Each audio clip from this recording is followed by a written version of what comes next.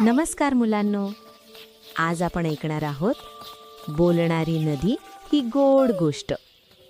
एका छोट्या गावात आरव आणि मीरा राहत होती. त्यांच्या गावाजवळ एक सुंदर नदी वाहत होती. सगळे तिला आई नदी म्हणायचे. एक दिवस आरव आणि मीरा नदीकाठी खेळत होते.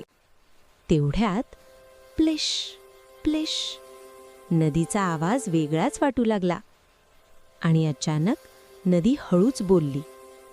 मुलांनो, माझी काळजी घ्या. मीरा म्हणाली, अरे, नदी बोलली.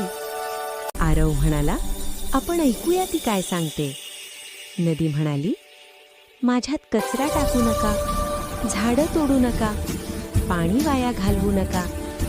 तेवढ्यात एक छोटा मासा उडी मारून म्हणाला, नदी स्वच्छ असेल तर सगळे आनंदी राहतील. आरव आणि मीरा गावात गेले आणि सगळ्यांना सांगितलं, नदी स्वच्छ ठेवा, झाडं लावा, निसर्ग जपा. सगळ्या गावकऱ्यांनी मिळून नदी साफ केली.